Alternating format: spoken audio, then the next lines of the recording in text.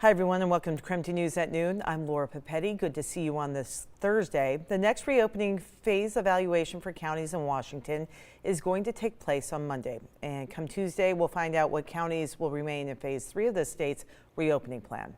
Right now, Spokane County will likely move back to phase 2, unless, of course, we can meet the state standard for COVID-19 data. KREM 2's Nicole Hernandez explaining what those metrics are and where Spokane currently stands. Yeah, so I'm here on the South Hill where you can see some of our very well-known local restaurants behind me who may have to be reducing their capacity here soon. That's because under Governor Jay Inslee's newest reopening plan, Spokane County, along with the other counties, have to meet one of two metrics in order to stay in phase 3. So I'm going to break down what our county looks like specifically. The two metrics are coronavirus case rate over 2 weeks and hospitalization rate over 1 week. Spokane Regional Health District reported 299 COVID-19 cases per 100,000 people from April 11th to the 24th. That's that 2-week period I mentioned. Large counties, including Spokane, must have fewer than 200 new cases per 100,000 people. Obviously, we're over that number there. Spokane County also reported 8.6 hospitalizations per 100,000 people. To stay in phase 3, the county must have fewer than 5 new COVID-19 hospitalizations per that 100,000 people. Of course, again, we're over that number. Health experts say the county has been trending in the wrong direction in terms of these metrics. Here's what Interim Health Officer Dr. Frank Velasquez has to say about it in yesterday's press conference. So if nothing changes and the assessment is done exactly the same way that has been proposed and there are no modifications, we're not meeting and will not meet those two metrics come next Monday. Now, if Spokane County does move back into phase 2, indoor dining, fitness, training, and entertainment establishments will all have to reduce from 50% capacity back down to that 25% capacity. And again, those county evaluations are happening on Monday, and come Tuesday, we'll find out if Spokane County has to move back to phase 2. In Spokane, I'm Nicole Hernandez. Yeah, if we can get everybody vaccinated, we're going to be able to have very close to a completely normal kind of academic experience.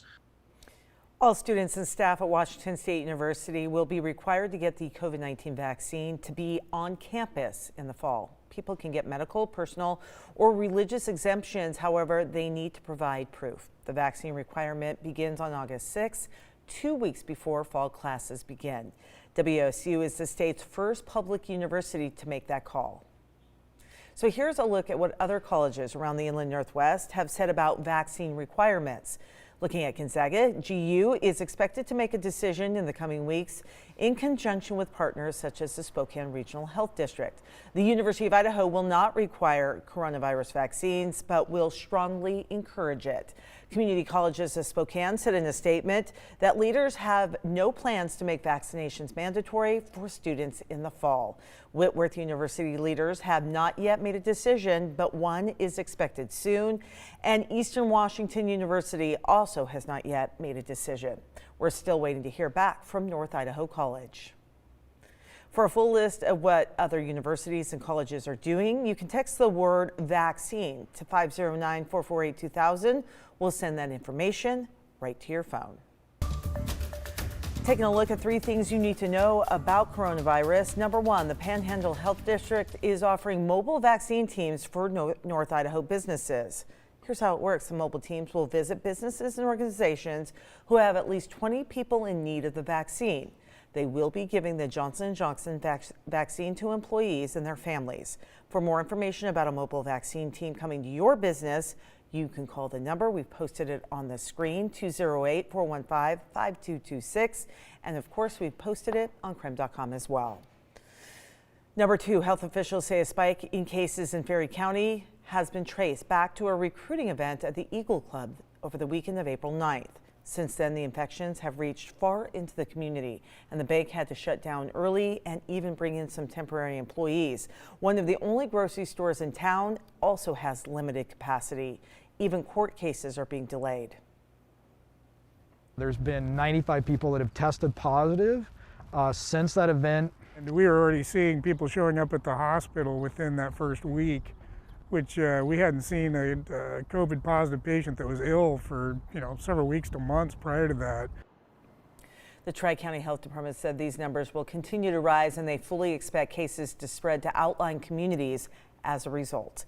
Coming up on Crempton News at 6 o'clock tonight, Whitney Ward went to Republic to investigate this spike in cases. And the Centers for Disease Control and Prevention told our vaccine team 8% of people in the U.S. did not return for their second COVID shot. That's more than 5 million people, and it's twice the rate that skipped their second shot when the data was first collected back in mid-February. Now, health experts say there could be several reasons for people skipping the second shot, from side effect concerns to thinking the first shot is offering enough protection. In his first address to Congress last night, President Biden said America is coming out of the coronavirus pandemic stronger than before. But South Carolina's Senator Tim Scott, who delivered the Republican response, said the president is working without reaching across the aisle. The actions of the president and his party are pulling us further and further apart. Now, one moment of bipartisanship came when President Biden called for a new health agency to fight diseases like Alzheimer's, cancer, and diabetes. All right, 12:07 right now. Let's take a live look outside. That beautiful shot over Riverfront Park. A little bit gray out there, but certainly warm. So we're going to get a look at the weather forecast with Jeremy, who is also outside and talking weather. Oh, that's all I'm talking. Every time you ever see me. You love it. Hey, what do you want to talk about? Weather? Anything else? I don't know if you saw, but on the bottom of your screen, it said warmest day of 2021 yet. And this year is all about the power of yet in my world. And here we are, we're warm. We're in the 70s now for the third time in 2021, officially. And as we head into the afternoon, we are easily looking at the warmest day so far this year. Yet.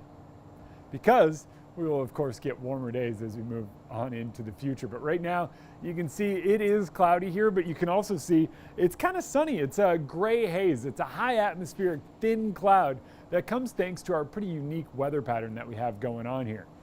Not overly unique, but we call it a dirty ridge of high pressure. You can see some of the clouds trying to work their way through, but what winds up happening is that those kind of dissipate. They're fighting an overarching pattern.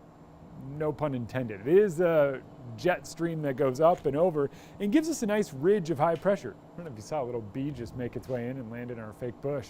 Hey buddy, it's not even real. Oh, he's out. All right. So that overarching pattern is what is going to help warm us up and keep it from raining. And what we wind up seeing is, think of it this way, this hazy kind of sunshine all afternoon as temperatures soar into the upper 70s. Now, how long does this warmth stick around? You're going to have to stick around, because coming up after the break, I'll walk you through your weekend forecast.